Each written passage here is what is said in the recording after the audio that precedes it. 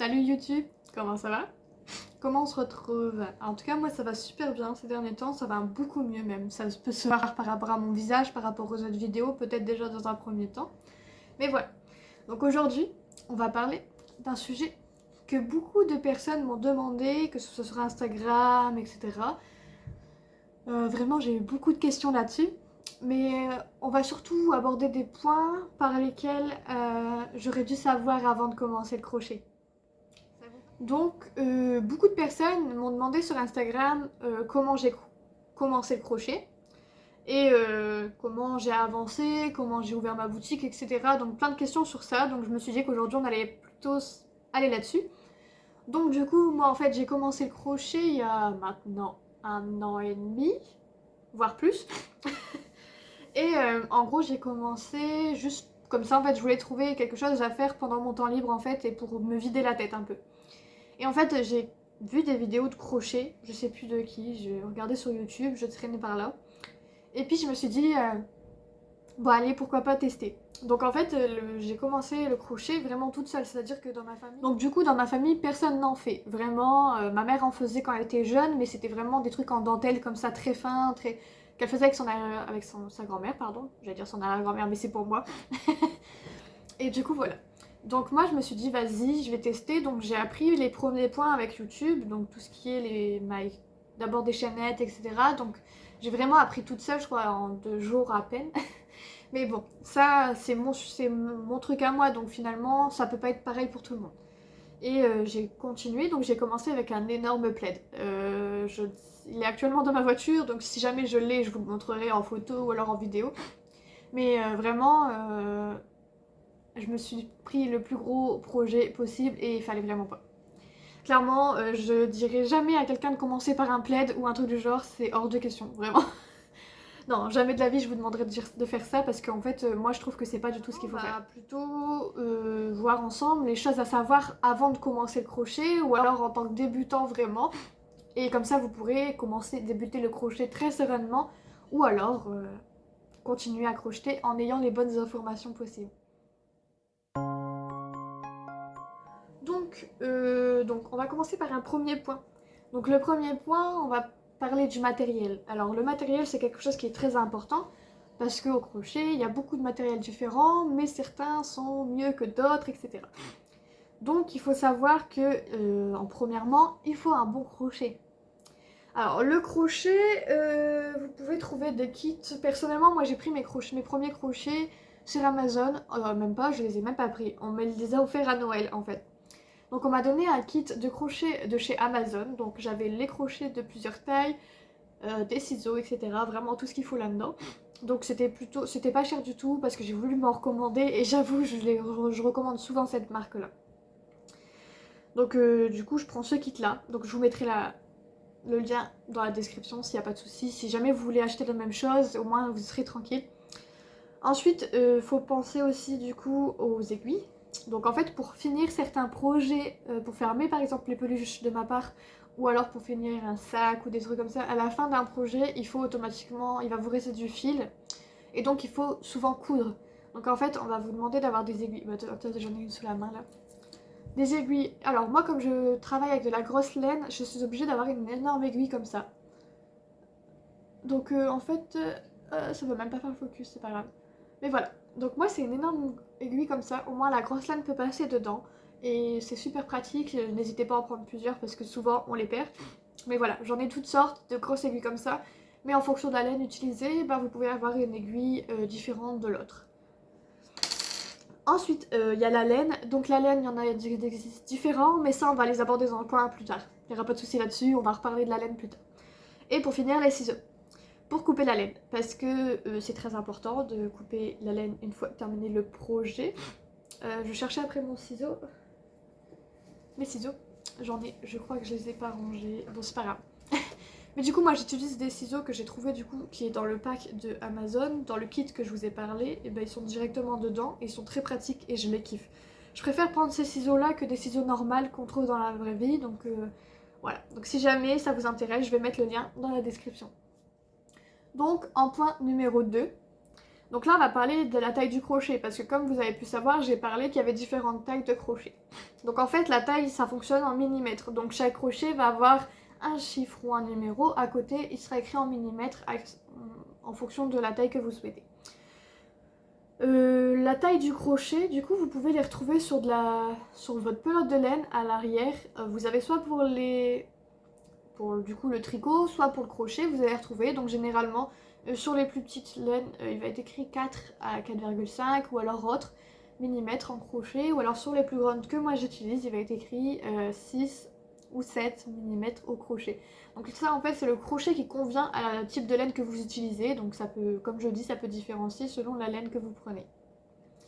En plus, moi je préfère dire que le meilleur crochet à utiliser quand on débute, c'est un crochet de 4 à 4,5 mm, parce qu'en fait c'est un crochet qui va rester moyen, donc en fait que tout le monde pourrait utiliser vraiment normalement, sans problème là-dessus. Donc du coup, moi je conseille pour débuter d'avoir un kit, comme je l'ai dit, de crochet, parce que comme ça c'est beaucoup mieux, parce que vous aurez toutes les tailles différentes des crochets que vous voulez, et ça évitera d'acheter un crochet de 3 € ou plus, qui va vous servir pas longtemps, parce qu'en fait ce sera pas le bon truc. Moi je vous conseille d'aller plus vers les crochets avec un embout en plastique, et donc le crochet qui est toujours en métal, ou alors des crochets en métal complètement. Les crochets en bambou, en bois, etc. Faut vraiment prendre de la qualité, parce que sinon je vous avoue que c'est pas vraiment recommandé, parce qu'en fait ils peuvent vite se casser, ou ça peut être plus compliqué à travailler. Pour moi j'en ai eu, au début j'ai pris des crochets en bois comme ça, en bambou, que j'avais trouvé dans un magasin de tissus, et vraiment j'ai pas continué à les utiliser. Ils sont de côté, et actuellement j'utilise que des crochets en métal ou des crochets plastiques métal que j'ai acheté sur du coup Amazon, et j'utilise vraiment que ça parce que pour moi c'est plus simple. En ce qui concerne les pelotes de laine, donc moi j'utilise différentes pelotes de laine, ça dépend des créations que je fais, mais la plus souvent utilisée c'est la laine polyester. Donc c'est de la laine très douce mais très compliquée à pratiquer. Sinon, des fois quand on fait d'autres projets avec ma mère, c'est de la laine de coton qu'on utilise, elle aussi elle est très dure. Mais sinon quand j'ai commencé, j'ai vraiment débuté avec de la laine acrylique. Donc pour faire mon plaid en finale, pour vraiment apprendre à faire du crochet, j'ai acheté de la laine acrylique. Et en fait, quand on débute le crochet, je vous conseille vraiment fortement à utiliser de la laine acrylique, parce que c'est vraiment, elle est pas chère, et en plus elle est simple d'utilisation, donc moi je vous orienterai plus vers là pour commencer, et pas du tout d'éviter justement la laine polyester, donc celle pour faire les peluches. La laine de coton, évitez aussi, vraiment c'est pas ce qu'il faut utiliser en premier, parce que c'est hyper compliqué quand on est débutant. La fourrure encore plus, parce qu'il faut savoir où sont les mailles, etc. Donc il faut savoir où piquer le crochet, etc. Donc c'est très important de commencer avec l'acrylique. Ensuite, il y a aussi une laine que je recommande pas du tout, mais personnellement c'est mon propre choix. Donc tout ce qui est laine mohair ou alors de la dentelle. Parce que en fait c'est super compliqué d'utiliser, il faut vraiment avoir le coup de main et ne pas être débutant. Donc pour où j'achète mes laines, ça va dépendre en fait de celle que je veux. Je commande beaucoup plus souvent sur le Hobby, donc c'est un site internet, donc c'est hobby.fr. C'est un site internet, il est trop bien. Donc moi je prends toutes mes laines polyester là-bas. Donc c'est de la laine super bulky, etc. Vraiment, c'est celle avec laquelle je fais toutes mes peluches. Pour les peluches un peu plus dures pour enfants ou des trucs comme ça, on utilise la laine coton, donc chez DMC. Donc c'est du coton 100%, donc c'est très dur aussi, mais au moins c'est de la laine qu'on utilise tout le temps. Donc celle-là je l'achète sur du coup DMC, donc c'est aussi un site internet. Sinon je l'achète des fois aussi sur Penguin. Je crois que ça s'appelle plus comme ça maintenant, mais c'est pas grave. Donc la laine de chez Penguin. Mais sinon, si jamais vous voulez retrouver de la laine pas trop chère et en magasin, je crois qu'il y a Action qui en vend des pas trop chères. Chez Action, il y a le magasin Teddy aussi. Il n'y a pas beaucoup de franchises parce qu'ils viennent seulement d'ouvrir, je crois, ou il n'y a pas longtemps. Ou alors ils viennent d'un autre pays et du coup ils s'installent seulement en France. Il y a Centracor aussi, ouais, il y a Centracor. Et il y a Cultura aussi qu'ils en vendent, donc si jamais vous retrouverez dans ces magasins de la laine normalement, de toutes sortes, et au moins vous pourrez les toucher et savoir laquelle laine vous préférez. Un autre point à aborder aussi en plus, je dirais que c'est tout ce qui est par rapport au tuto. Donc en fait, quand vous débutez le crochet, et que sur un tuto il y a écrit pour débutants, et bah c'est pas pour débutants. Je pense que toutes les personnes qui crochettent ou tous les crocheteurs qui existent diront la même chose. Crocheteur ou crocheteuse, je sais même pas. Mais un projet qui est débutant ne serait pas pour débutants. Pour dire d'être débutant à un projet, ou à un tuto, ou à un pattern, un patron, il faut savoir faire les points, les premiers points, connaître les principaux points en fait. Parce qu'en fait ça va être très compliqué. Donc il faut vraiment avoir les bases des points de crochet. Parce que généralement il y aura des choses qu'on ne saura pas forcément faire, etc. Donc c'est pour ça qu'on déconseille souvent d'aller acheter des kits déjà préparés pour un début. Parce que si t'as pas les bases, bah, tu sauras pas refaire le patron qu'ils ont demandé. Et donc c'est très complexe. Donc moi, dans un premier temps, je dirais qu'il faut d'abord connaître certains points. Donc moi j'utilise beaucoup, c'est les mailles serrées. Donc mailles serrées, les mailles libres, donc les mailles en l'air, les mailles coulées. Je dirais qu'il y a aussi, parce que des fois j'utilise des demi-brides, les brides, les augmentations, les diminutions. Donc je pense que déjà ces sets-là, c'est pas mal pour faire des projets, etc. C'est le principal chose à savoir. Donc je vais sûrement les noter parce que j'avoue que moi j'utilise plus la version anglaise parce que je prends beaucoup plus de tutos anglais. Et puis de toute façon, moi dans un premier temps pour tout ça, avant de commencer les tutos, etc., je veux vraiment que vous appreniez à vous entraîner d'abord en chaîne. Donc en fait faire des chaînettes de plein de points. Et en fait vous entraîner à faire des mailles serrées, etc. Mais vraiment faire des... s'entraîner à faire des chaînes en fait. C'est le principal à faire avant de commencer un gros point, etc. Parce que tous les points, vous allez les réviser. Ça pourra vous prendre quelques jours ou plusieurs semaines, mais au moins vous serez bien là-dessus et au moins vous aurez le point. Et en plus, ça vous apprendra à avoir la tension du fil. Donc en fait, savoir comment bien serrer ou pas serrer, parce que des fois, si on serre trop, c'est pas pareil que si on serre pas trop. Donc ça va dépendre vraiment de la façon dont vous allez avoir le fil en main. Donc, comme je disais, dans un autre point, on va aborder tout ce qui est projet linéaire pour débuter. Donc en fait, ne commencez surtout pas avec une peluche, n'ayez pas de projet vraiment en tête. En fait, pour commencer, ce serait mieux en fait d'avoir dans sa tête, de s'entraîner à faire des trucs en linéaire, à la chaîne, et au moins vous savez mieux comment vous y prenez, que commencer par un projet que vous avez en tête et qui va prendre du temps, etc. Faut vraiment que ça soit un projet qui va s'accomplir rapidement. Donc en fait, on va demander de s'entraîner en projet linéaire, donc c'est-à-dire à faire des écharpes, des bonnets, des bandeaux, tout ce qui est vraiment très simple à faire dans un premier temps en fait.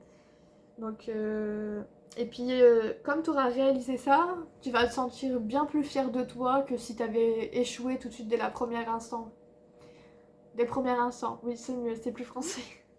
Ouais, surtout, je vais vous interdire de commencer par des peluches. Alors c'est pas bien de dire ça, parce que de mon point de vue, les peluches, c'est pas compliqué du tout, mais en fait, il va y avoir des points assez compliqués. Déjà, juste pour commencer la peluche, c'est un cercle magique qui est super compliqué à apprendre. Ça va vous prendre un certain temps de l'apprendre. Peut-être que vous allez l'apprendre du premier coup, etc. Mais même moi encore aujourd'hui, j'ai du mal, donc je fais même pas le point qui est indiqué, je fais une autre façon de le faire. Mais ouais, je vous déconseille de faire une peluche tout de suite. Je préfère que vous fassiez... Ouais, vous faites... Au pire des cas, c'est pas grave. Il faut que vous faites un projet qui est plus facile pour vous. Et au moins, ça va vous entraîner pour faire totalement autre chose et de savoir quelle voie choisir pour faire le crochet. Alors, dans un autre point, on va aussi parler de tout ce qui est la position de la main. Donc en fait, la position de la main, ça va dépendre vraiment de toutes les personnes. Ça peut être différent d'une personne à l'autre. Par exemple, je tiens pas le crochet de la même manière que ma mère le tient. C'est vraiment très étonnant à voir parce qu'en fait, on n'a vraiment pas la même technique pour tenir. Mais en fait, c'est vous qui allez le trouver au fil du temps. Donc en fait, plus vous allez faire du crochet, plus vous allez vous entraîner, vous allez trouver la manière dont vous allez être à l'aise de tenir le crochet. Moi par exemple, je crois que je l'utilise d'une manière comme si j'avais un stylo ou autre, donc je fais vraiment très... Je vous montrerai vite fait s'il faut une vidéo de comment je fais, mais voilà, alors que ma mère a totalement une manière de tenir son crochet différemment.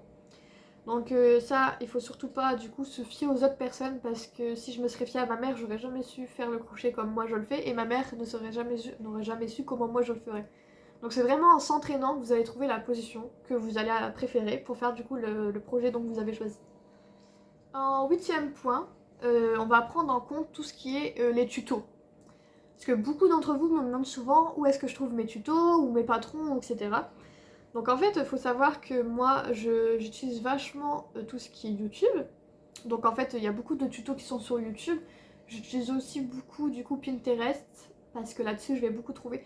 Parce que moi, je prends aussi beaucoup tout ce qui est patron anglais. Comme je l'avais dit, je m'en sors mieux avec tout ce qui est anglais. Donc je vais vraiment avoir accès à plus de choses, et on trouvera beaucoup plus de choses en anglais qu'en français. Ensuite, je sais que j'utilise aussi du coup Etsy. Donc Etsy, c'est une plateforme où beaucoup de vendeuses de crochets vendent leurs affaires, mais aussi beaucoup leurs patrons. Donc en fait, j'achète énormément de patrons. Donc ok, vous allez dire ça coûte cher, mais au moins je peux en faire autant que je veux. Et à l'heure d'aujourd'hui, je fais mes propres patrons. Ça, c'est aussi super bien. Donc si jamais vous voulez retrouver mes patrons, je vous mettrai aussi le lien dans la description. Mais là, pour l'instant, il n'y a que le patron de la grande tortue, parce que je suis en train de travailler, parce que ça me prend énormément de faire un patron. Énormément de temps de me faire un patron, donc en fait là je suis en train de les réaliser petit à petit, et puis voilà. Mais vraiment, faut pas vous chercher, donc si jamais pour trouver un patron en anglais vous écrivez je sais pas, beanies, pattern, nanana, vous allez trouver des bonnets, scarf, pattern, quelque chose, donc pour les écharpes, etc. Pour les peluches, bah, ça dépend ce que vous cherchez. Si vous cherchez bunny, pattern bunny, bunny pattern, voilà. Ou alors patron de bunny, de lapin gratuit. Ça aussi, vous pouvez trouver des patrons gratuits. Après, c'est pas sûr qu'ils sont bien, mais pour commencer, c'est toujours un bon début. En tout cas, pour trouver les patrons, c'est assez facile. Donc, et puis YouTube a énormément de youtubeurs qui font des vidéos de tutos, ou alors qui mettent leurs patrons en vidéo. C'est super génial. Donc n'hésitez vraiment pas à regarder autour de vous et à chercher, parce que c'est toujours super utile. En 9e point, on va aborder plutôt les abréviations. Alors on n'en a pas parlé, mais les abréviations sont très importantes dans le début du crochet. Parce qu'en fait, la plupart des patrons, comme tout à l'heure, que ce soit anglais ou français, ont des abréviations. Généralement, elles sont écrites au début des patrons que vous achetez ou que vous trouvez. Mais si par exemple vous êtes sur une vidéo YouTube ou sur Pinterest, et ben vous allez trouver des abréviations que vous ne connaissez pas, et elles ne seront pas indiquées. Donc en fait, je crois qu'en français, maille coulée c'est MC, maille serrée c'est MS, après il y a demi-bride, donc c'est D. C'est demi-bride, donc c'est 2D plus loin BR. Ensuite, il y a bride, donc c'est BR, il me semble, parce que moi je suis plus en anglais. Les diminutions, donc c'est DM ou DIM. Augmentation, c'est OG. Maille coulée, MC, on l'a dit. Maille libre, maille en l'air, ML. Après, je sais plus trop, mais de toute façon, je vous noterai petit à petit ce que j'ai, mais c'est les choses que vous allez retrouver plus facilement. Donc voilà, c'est très simple. Donc, et en dernier point, parce que je pense qu'on a déjà fait à peu près le tour de tout ce qu'on devait dire, mais en dernier point, ce que je voulais vous dire, c'est surtout pas vous fier aux projets ratés. Tous les crocheteurs, quand on débute, on a toujours des projets ratés, des projets abandonnés. Faut vraiment pas faire attention à tout ça. Le nombre de projets que j'ai abandonnés ou que j'ai arrêtés, ben il y en a énormément. Je sais même pas où je les ai mis, mais voilà. Généralement, je récupère la laine, donc je défais et je récupère la laine, comme ça je peux réutiliser pour plus tard pour un autre projet. Mais c'est ça. Vous allez sûrement abandonner énormément, voire jamais finir de projet. Mais il faut vraiment pas s'inquiéter, parce qu'en fait c'est quelque chose qui va faire que vous allez vous améliorer plus tard. Donc pour moi c'est très intéressant. Au moins ça prouve jusqu'où vous pouvez aller. Et puis plus tard quand vous aurez envie de finir un projet, que vous aurez fini un projet, vous allez tellement être fiers de ce que vous avez fait, parce que vous l'aurez pas abandonné et vous aurez été jusqu'au bout. Donc vraiment faut pas s'inquiéter par rapport à ça, vous allez y arriver. Et j'en suis sûre et certaine. Donc maintenant, si jamais vous avez des questions par rapport à des choses que je n'ai pas abordées, après je pense qu'il y a d'autres vidéos qui pourraient en parler beaucoup mieux que moi, mais je pense que c'était très bien de faire le point là-dessus. Mais voilà, Donc si jamais vous avez des questions, n'hésitez pas à m'en parler en commentaire, à m'envoyer des messages sur Instagram, Facebook, tout ce que vous voulez, TikTok, parce que maintenant je commence TikTok aussi. Ça fait plusieurs fois que j'en parle dans mes vidéos, mais j'ai beaucoup de mal avec TikTok. Je sais pas pourquoi, je suis pas très à l'aise là-dessus, donc j'essaye de m'entraîner. Mais voilà, on va retrouver petit à petit des endroits que je vais prendre, donc j'essaye d'être le plus actif possible. Donc n'hésitez pas à me suivre sur les réseaux sociaux, parce que c'est très, ça me soutient énormément, ça me fait vraiment du bien d'avoir du soutien de votre part. Donc n'hésitez pas à me suivre sur Instagram, Facebook, TikTok et YouTube du coup. Voilà. N'hésitez pas à liker la vidéo et faire plein de commentaires et partager autour de vous. En tout cas, moi je vous souhaite une belle et bonne journée ou bonne soirée. Tout dépend de quand vous êtes. Et je vous fais de gros bisous. On se retrouve à la prochaine vidéo et je vous fais plein de bisous. Ciao!